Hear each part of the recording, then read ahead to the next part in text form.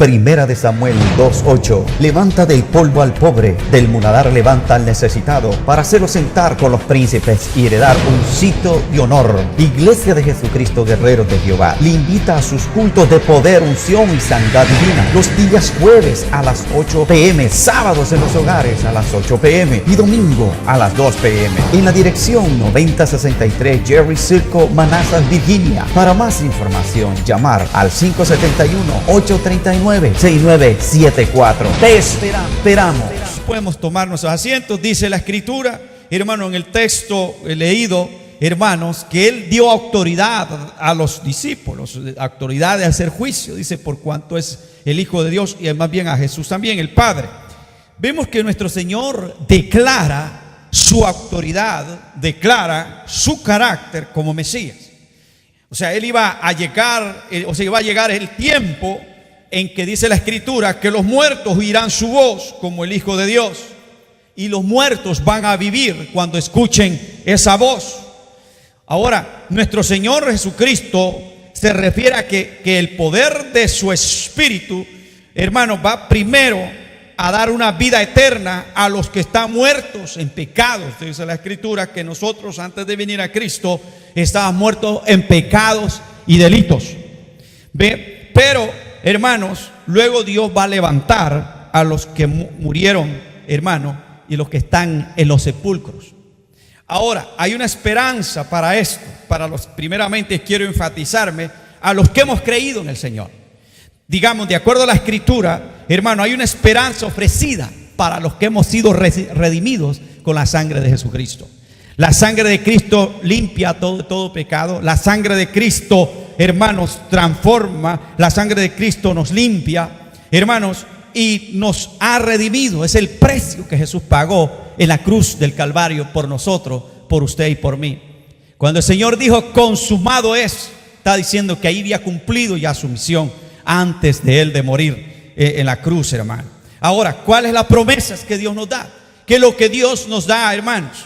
Lo primero que vemos es que Dios, de acuerdo a la palabra, en Daniel 12:2, una profecía cumplida en Cristo, pero que va a cumplirse en la iglesia, dice, y muchos de los que duermen en el polvo, dice, de la tierra despertarán, unos para vida eterna y otros para confusión, ignominia, dicen, ahí se termina todo. Cuando uno muere, hermanos, es más bien, hermanos, la antesala de lo que va a recibir, hermanos, en el tiempo que estemos delante de Cristo, en el trono de Cristo, o en el tribunal de Cristo. Entonces, cuando vemos esto, hermano, del polvo vamos a ser levantados los que hemos sido redimidos con la sangre de Cristo. O sea, todos nosotros los que hemos creído en el Señor, hermano, la esperanza viva es esta. Yo ya me arrepentí, mi nombre está escrito en el libro de la vida, soy sellado por el Espíritu Santo, le pertenezco a Dios. Entonces yo voy a hacer, hermano, yo me muero, por ejemplo, a todos nos van a enterrar, ¿verdad? Nos meten en ese cajón y nos llevan y los encierran, ¿me entiendes? Pero de allí, en el tiempo de Dios, cuando esa trompeta suene, hermano, eso que es polvo se va a levantar para recibir vida eterna, porque murió en Cristo Jesús. O sea, hay esperanza cuando nosotros morimos en Cristo Jesús. Entonces, hermanos, también vemos que hay, hermanos, o sea, seremos levantados y seremos resucitados para vida eterna. Los que hemos muerto en Cristo Jesús, hermanos, vamos a resucitar para vida eterna. San Juan 6, verso 39 al 40 dice, y esta es la voluntad del que me envió, que dé todo lo que Él me ha dado. Ya no, dice que me ha dado, yo no pierdo nada, dice, sino lo que resucite en el día final. Porque esta es la voluntad del Padre, que todo aquel que vea al Hijo y cree en Él tenga vida eterna. Y dice, yo mismo le resucitaré en el día final. O sea, el Señor va a dar, hermanos, todo aquel que cree, Dios le da vida eterna. Y no solo eso, sino que también lo va a resucitar cuando Él venga. O sea, va a haber una resurrección, hermanos, de los muertos cuando el Señor venga, se manifieste en gloria, hermanos. Y dice la Escritura que vamos a resucitar para vida eterna. Vamos a estar ante el trono de Cristo. Fíjense que hay algo bien interesante de esto. Hermanos, hoy aquí en la tierra, cada quien puede como aceptar, hermanos, tu declaración, como rechazar tu declaración. Aquí en la tierra pueden aceptar lo que tú dices o puedan no aceptar lo que tú digas. Aquí pueden juzgarte y ser aceptados por las personas, no ser aceptados por las personas. Aquí la gente te puede hacer diferencia, hermanos. Aquí la gente puede ponerte en lo peor, hermano, en lo que tú de repente has sido antes. O sea, aquí el concepto de la gente puede ser terrible en cuanto a tu vida. Pero, hermano, una vez que tú vienes a Cristo y tú y Dios, hermanos, tienen esa relación con Él, en aquel día el que va a tener esa última palabra no son los humanos, sino Dios. Dios es el que va a tener la última palabra, hermano, en cuanto a qué manera o cuál va a ser tu destino, cuál va a ser tu recompensa cuando Cristo venga.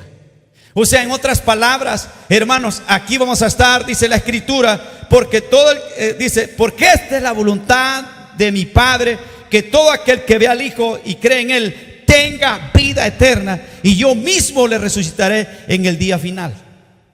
No está diciendo la gente que te va a resucitar en el día final. No es el pastor, no son los conceptos y la opinión de la gente. Es Él el que te va a resucitar. Porque la sangre de Cristo te limpia de todo pecado. ¿Cuántos dicen amén? La sangre de Cristo nos limpia. Ve, aún, hermanos, en la tumba, de allí el Señor nos va a resucitar. Jesús dijo: yo soy la resurrección y la vida. Dice: el que cree en mí, aunque esté muerto, dice, vivirá. Mire, hermano, eso es una promesa de Dios gloriosa. O sea, una promesa, pero la vida que el Señor nos ofrece no es una vida eterna aquí mismo en la tierra, pagando biles, trabajando los 7 días de la semana, trabajando quizás 16 horas. La vida eterna que el Señor nos ofrece, hermano, no es una vida, hermano, de problemas y dificultades. La vida eterna en el cielo será una vida, hermanos, que no vamos a tener problemas. Lo único que la Escritura describe es que estaremos con el Señor por una eternidad, que estaremos allá con Él, hermanos. El único trabajo que vamos a estar haciendo, de acuerdo a lo que dice la Biblia, hermanos, que allá arriba hay alabanza. Los querubines le cantan al Señor: santo, santo, santo, santo. A lo mejor nosotros vamos a estar cantando también, hermanos, pero ya no va a haber preocupación ni de vejez, porque allá no se va a volver viejo uno, hermanos.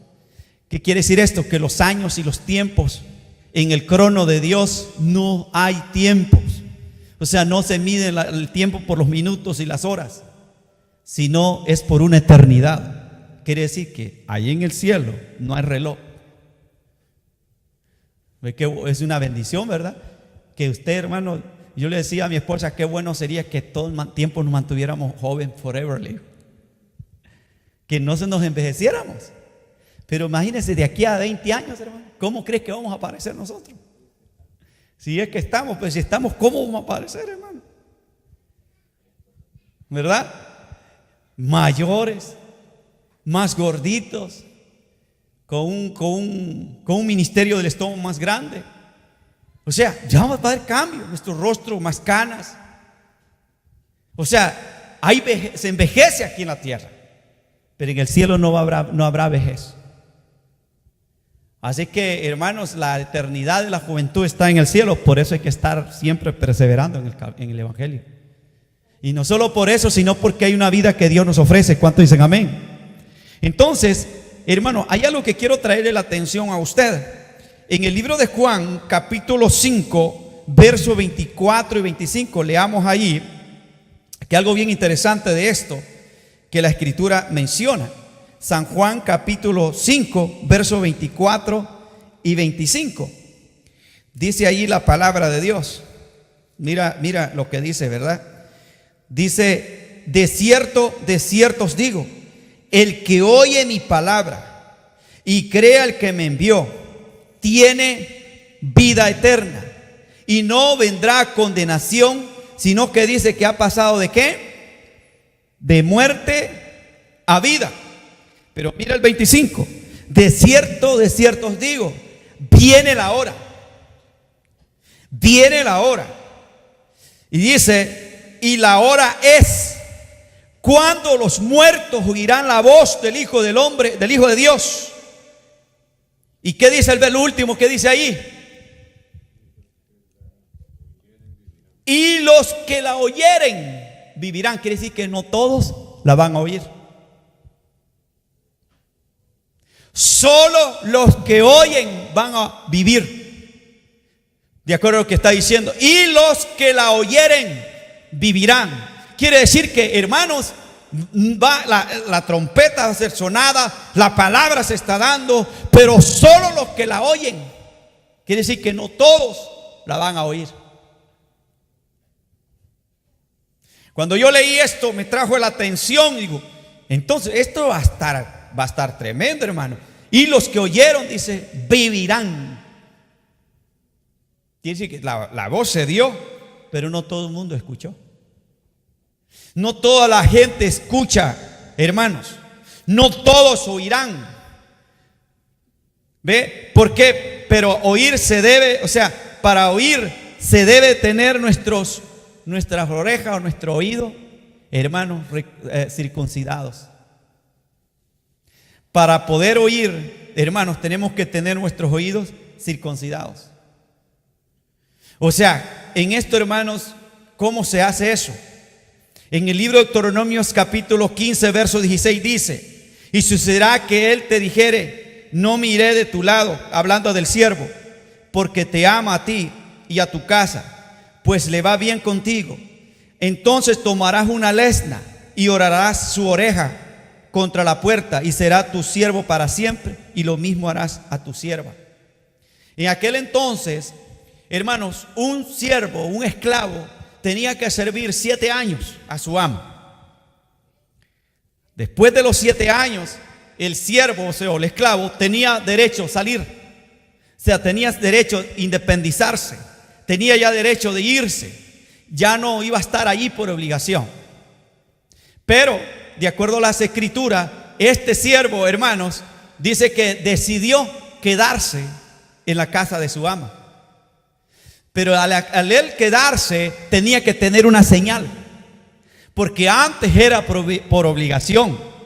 Ahora, a él adoptar o él decidir quedarse, ya era por voluntad propia. Ya era por amor. O sea, ya no era siervo por esclavo a la fuerza, por responsabilidad. Ya era siervo por amor. Ahora, la señal que dice la escritura aquí, que dice que, hermanos, debería de horadarse la oreja. ¿Sabes qué es eso, verdad?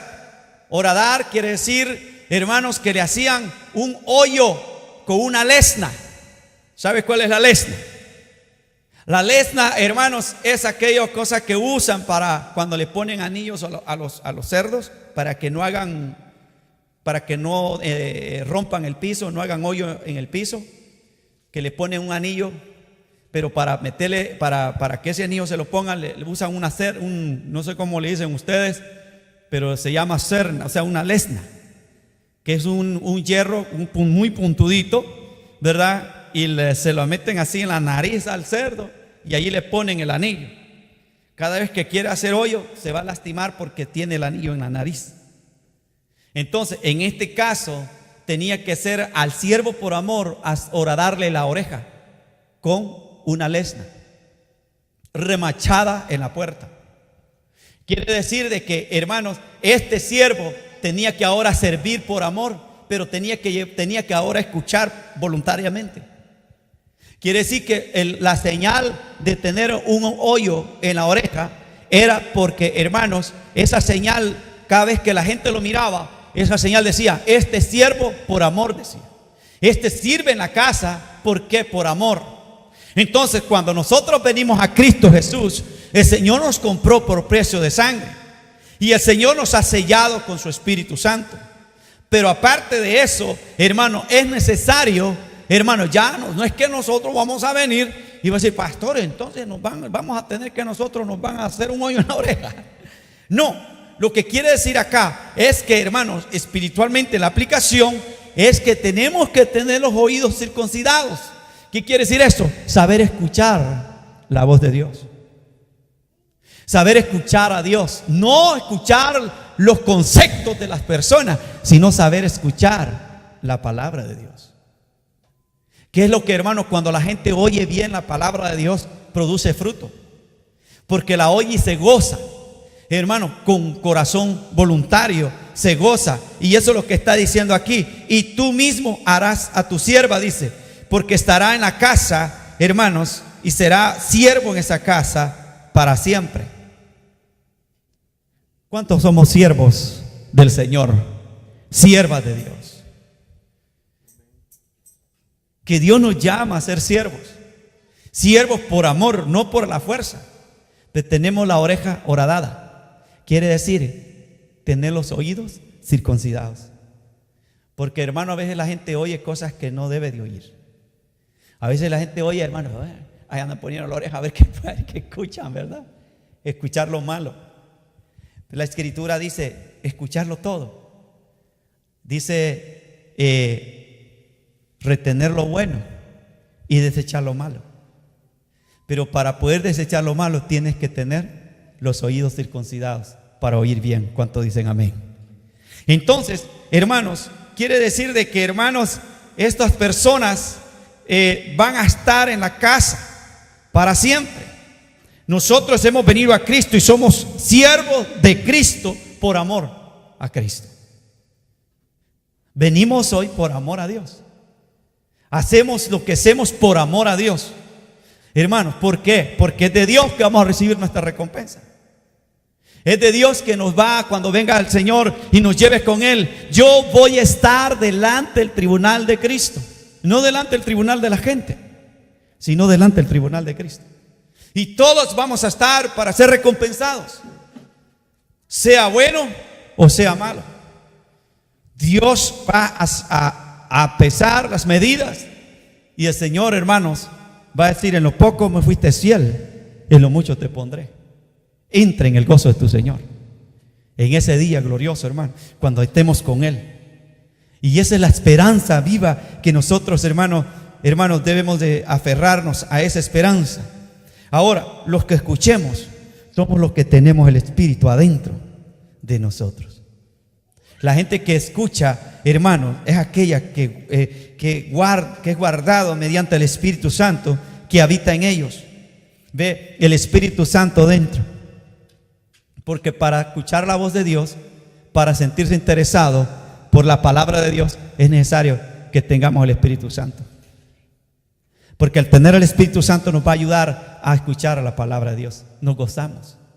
Imagínense, si no tuviéramos el Espíritu Santo dentro de nosotros, no tuviéramos interés de estar aquí. El Espíritu Santo es el que mueve a tu corazón al sentir sed y necesidad por Dios.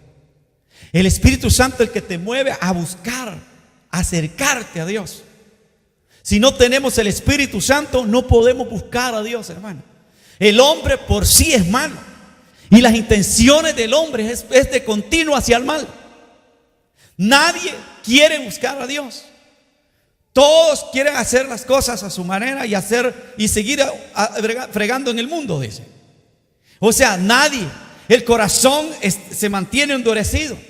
Si no es el Espíritu Santo quien toca nuestro corazón, no tenemos o no despierta esa necesidad de querer escuchar de Dios. Entonces, pastor, yo quiere decir que he sido movido por el Espíritu Santo para poder estar acá. Sí. El que quiera, o sea, el que deja que el Espíritu Santo esté dentro de él, que quiera habitar dentro de él, la señal de esa manifestación del Espíritu es que tiene hambre y sed de Dios. Despierta hambre, despierta sed de Dios por querer buscar de Dios y escuchar la palabra de Dios. Quiere decir entonces, si no tenemos el Espíritu metido dentro de nosotros, nadie va a sentirle gusto a estar escuchando la palabra de Dios. Nadie le va a sentir gusto leer las Escrituras. Nadie le va a sentir gusto escuchar alabanza, porque no tiene el Espíritu dentro de ella. Quiere decir que es el Espíritu quien te mueve a poder anhelar las cosas de Dios. ¿Cuántos dicen amén? Por eso es que usted ahora nos gozamos, ¿verdad, hermanos? Estamos contentos porque, hermanos, nos ha movido el Señor a escuchar su palabra, le da la gloria al Señor. Entonces, el Espíritu Santo va a venir y va a vivir dentro de nosotros. Dice la palabra de Dios en Mateo 13:15, porque el corazón de este pueblo se ha vuelto insensible y con dificultad oyen con sus oídos y sus ojos han cerrado, no sea que vean con los ojos y oigan con los oídos y entiendan con el corazón y se convierte y yo los sane. Quiere decir que las personas que no tienen el Espíritu Santo tienen el corazón no sensible a lo de Dios. La gente que tiene a Dios, hermano, en su corazón es sensible a lo de Dios. Vive con un corazón insensible la gente que no tiene el Espíritu Santo, hermano. Por eso usted los invita, vamos a la iglesia. Mira, hay gente que le pasan unas cosas y no se arrepiente. Problema aquí, que corte allá, que apenas salió de una, ya se metió otro problema. O sea, hay gente que, hermano, dice, no, dice, yo quizás nací con el pie izquierdo, dice. Yo quizás, dice, yo no sé, dice, a mí me persigue la mala suerte. Yo no sé, yo creo que quizás yo no voy a salir adelante. El problema es que ha endurecido el corazón a lo que el Espíritu Santo quiere hacer en su vida. Entonces, por eso no escuchan, no quieren escuchar. Mire, hermano, tienen necesidad de Dios, pero no la reconocen. ¿Y sabes por qué? Porque el Espíritu, no tienen el Espíritu Santo. Ahora, ¿cuál es el trabajo de la iglesia? Orar para que el Espíritu Santo toque a esas personas y se vuelvan de sus malos caminos al camino del Señor. ¿Ve? Entonces, bien importante, hermanos, los que ignoran su estado, condición de su alma. Por ejemplo, tú le dices, mira, hermano, vamos a la iglesia, vení, busquemos del Señor. No, va a perder el tiempo ir yo allí. ¿Para qué voy a ir? Un ejemplo, ¿verdad? O sea, quiere decir de que, hermanos, no quieren conocer su verdad, no quieren reconocer como aquellos que, hermanos, dice la palabra de Dios. Dice, el Señor les dice en San Juan 8:32 al 34, cuando dice, y conocerás la verdad y la verdad os hará libre. ¿Y cómo respondieron esta gente a quien Él les dijo eso? Le dijeron a Jesús, dijeron así, le contestaron, somos descendientes de Abraham y nunca hemos sido esclavos de nadie, dice. ¿Cómo dices tú que seréis libres? No querían reconocer su condición, que eran esclavos. Ellos decían, nosotros somos hijos de Abraham. Y como quien dice, no, si yo soy, mi papá es predicador, y cómo yo nunca he sido esclavo de nadie. Pero aquí lo que está diciendo Jesús es que dice, hermano, Jesús le responde, le dice, en verdad te digo, le dice, que todo aquel que comete pecado, esclavo del pecado es. Ahí los topó, hermano, porque no era el factor de si quisieran hijos de Abraham o no. Aquí era la condición de su corazón de esta gente. Que, hermano, ellos decían que no eran esclavos del pecado cuando estaban esclavizados en el pecado. Entonces hay gente que están siendo esclavizados, hermano, y no quieren reconocer su condición. No quieren reconocer. Entonces cuando les dice eso, hermano, ¿cómo dices tú que seréis libres? Como quien dice, nosotros ya somos libres, somos hijos de Abraham. Pero el asunto es que el Señor les dice, hermanos, todo el que comete pecado, esclavo del pecado es. Entonces, primero lo que vemos que la gente, los que no escucharán esa hora, hermanos, no escuchar esa hora por sus deseos que hay en ellos. Y una de las cosas es, hermano, ignorar su estado, condición de su alma. Esta gente no estaba reconociendo su condición de su alma. Cuando tú no reconoces tu condición, entonces allí es donde el Señor les habla, el Señor les dice, hermanos, ahora también los que no oyen, hermano, la voz de Dios, los que no están dispuestos a escuchar, dice que el Señor, hermano, dice la palabra de Dios que esta gente, hermano, dice que cuando ellos le dijeron, que le dice el Señor, si es que soy descendiente de Abraham, le dice, y sin embargo, le dice, procuran matarme. Aquí viene lo interesante de esto. Si hay gente que se llama cristianos, hermanos, o gente que, hermanos, dicen, yo creo en Dios, pero rechazan a Dios. Todo el mundo cree en Dios. Usted le pregunta a un borracho, mira, ¿crees en Dios? Sí, dice, yo creo en Dios. Le preguntas a un criminal de esos que andan y dice, ¿tú crees en Dios? Sí, yo creo en Dios, dice. Todo el mundo cree en Dios. Ve, todo el mundo dice, son descendientes de Abraham. Les está diciendo el Señor a esta gente. Y sin embargo les dice el Señor, ustedes procuran matarme, porque mi palabra no haya cabida en vosotros. O en otras palabras, porque no aceptan la palabra. Procuran matarme. Cuando dice la palabra, esta gente, por el hecho solamente de ser hijos de Abraham, ¿sabes quiénes son los que procuran matar, hermanos? Son la gente religiosa. Matan a los demás, hermanos. Se creen que son favoritos. Yo lo que estaban diciendo esto decía, no, nosotros somos hijos de Abraham. Nosotros somos los únicos. Nosotros, ¿verdad? No le damos permiso a nadie que hable de la palabra de Dios, si no lo matamos. Y eso era lo que querían hacer con Jesús. Querían matarlo por solo el hecho de que ellos se sentían que eran privilegiados por ser hijos de Abraham o descendientes de Abraham. Entonces, cuando vemos esto, hermanos, vemos, hermanos, en la palabra que hay gente que quiere matar, que hay gente que te quiere matar. Dile que está a su lado, no dejes que nadie te mate. Y ya le voy a explicar en qué forma. Hay gente que no quiere verte feliz. Hay gente que no te quiere ver feliz. Hay gente que no te quiere ver próspero. Hay gente que no te quiere ver, digamos, bien. A veces hasta la misma familia.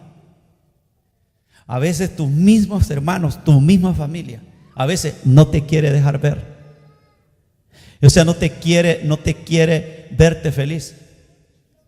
Y en lugar de decirte cosas buenas, lo que hace es que te dicen cosas negativas. No te quieren ver vivo, te quieren ver muerto. Quieren matar tu gozo, quieren matar tu paz, quieren matar tu felicidad, quieren matar, hermanos, tus convicciones en Dios. Hay gente, hermanos, que quieren matar, hermanos, a mí me quiere matar mucha gente. ¿Me entiendes? Hay gente que nos quiere matar, hermanos.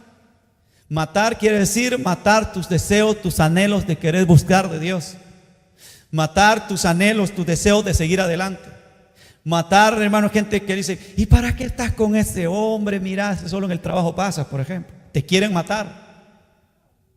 Por eso es importante mantenernos buscando del Señor y no darle cabida. El Señor les dice, aquí les dice, ustedes son cristianos. Ustedes son de esta iglesia X y esta otra iglesia. Ustedes son cristianos, pero ustedes procuran matarme. ¿Por qué? Porque la palabra no haya cabida, no tiene cabida en vosotros, les dice Jesús.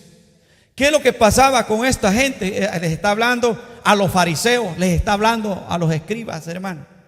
El fariseísmo, hermano, esta gente se creía, los fariseos se creen que ellos son los únicos electos, los únicos que se van al cielo.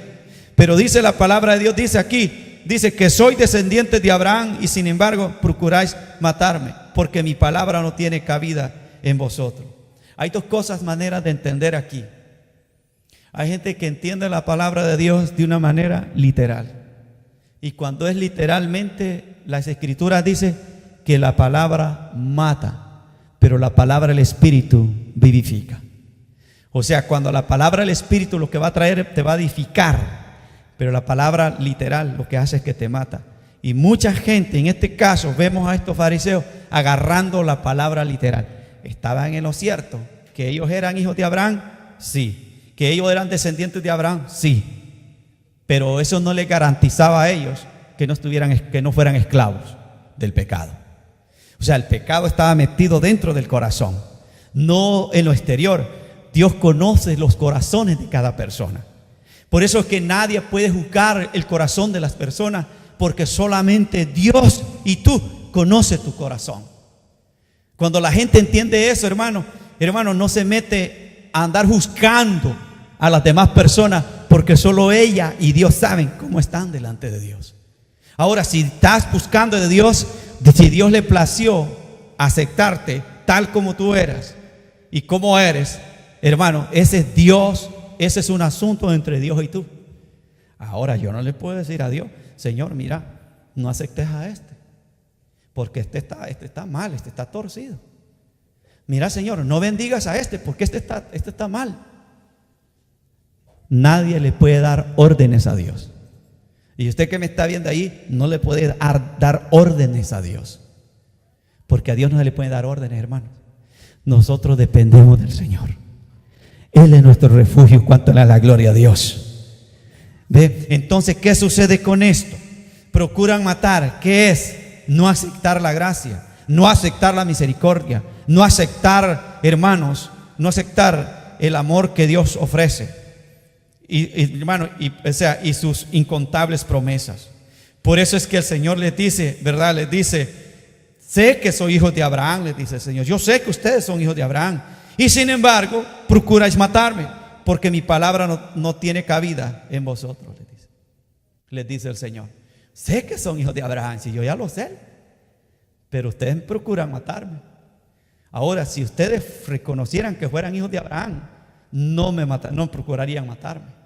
Entonces, ¿qué les está diciendo? ¿Quiénes son los hijos de Abraham? Los que tienen fe, porque Abraham es el padre de la fe. Abraham fue el que creyó a Dios, hermano, a un Dios que él ni él mismo. Para Abraham creer en el Señor, haber creído en el Señor, no había Biblia en aquel entonces. No había, ni la Torá no estaba, o sea, ni el Antiguo Testamento estaba, hermano, en la época que Abraham, hermanos, salió de su parentela para ir a una tierra que Dios le había prometido que le iba a dar. Dios solamente dice que solo escuchó una voz y le dijo a Abraham: salí de tu descendencia, salí del Ur de los Caldeos y ve a una tierra que te voy a mostrar, una tierra que te voy a dar, la tierra de Canaán. Y así fue como Abraham salió de su parentela y se fue, dice, como digamos, aventurando. No sabía a dónde ir, pero le creyó a esa voz. Y por eso es que Dios, hermano, recompensó la fe de Abraham, porque Abraham creyó a Dios y le fue contado por justicia. Y todos los que creemos en Dios es sin verle, porque Abraham no vio a Dios para poder creer. Abraham solo escuchó la voz de Dios, un Dios que él ni él mismo conocía, pero que escuchó y le creyó y dijo: no, yo voy. Le creyó a Dios y le dijo a su papá, le dijo: yo me voy. Le agarró su esposa, agarró su hermano, sus ovejas y voy. Y dijo: ¿y para dónde vas, mijo? Voy a una tierra, por heredar un lugar que el Señor, Dios me ha hablado. Hay una voz que me ha dicho que me va a dar una tierra por él. Posiblemente que lo trataron hasta de loco. ¿Cómo vas a seguir a un Dios desconocido, un Dios que tú mismo no sabes ni quién es? Pero el hombre le creyó a Dios. Y al creerle a Dios, Dios viene y lo recompensa. Y en él Dios le da las promesas. Ahora esta gente está diciendo que son hijos de Abraham. Pero los hijos de Abraham son los que tienen fe, los que hemos creído en el Señor Jesucristo. Por eso, hermanos, cuando vemos aquí en este pasaje, y el Señor les dice: yo sé que ustedes son hijos de Abraham, el 37:8-37 del libro de Juan.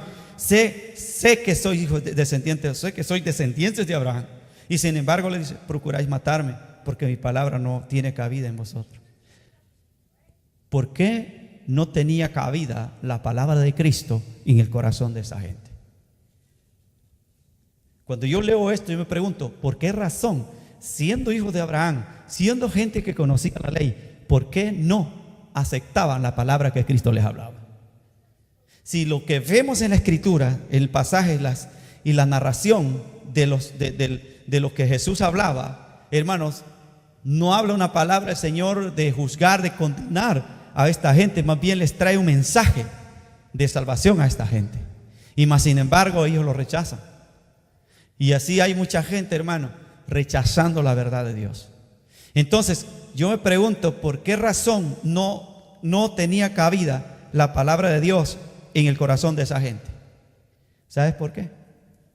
Porque la gente estaba cerrada en sus propios conceptos, en su propia religión. Hay gente, hermanos, que son tan religiosos que dicen: no, así no podés, dice, así no, Dios no te va a salvar así.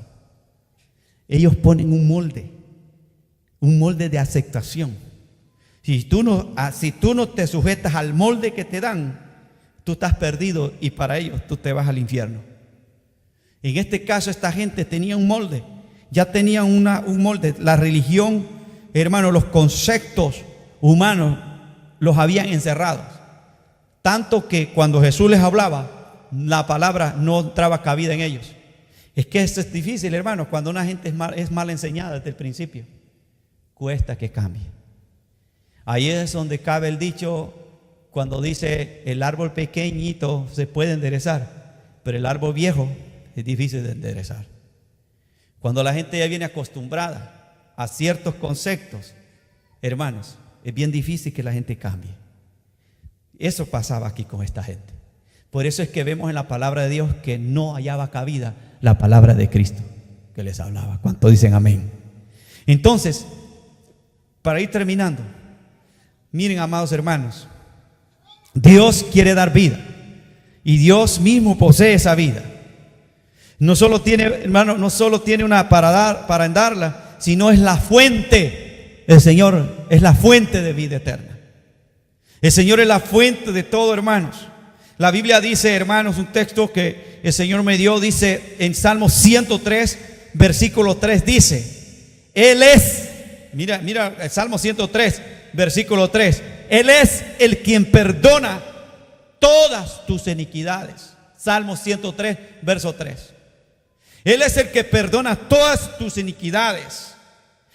Él es el que perdona todas tus iniquidades. Él es el que sana todas tus enfermedades. Él es el que rescata de la fosa tu vida. Él es el que te corona de bondad, favores, en compasión. Él es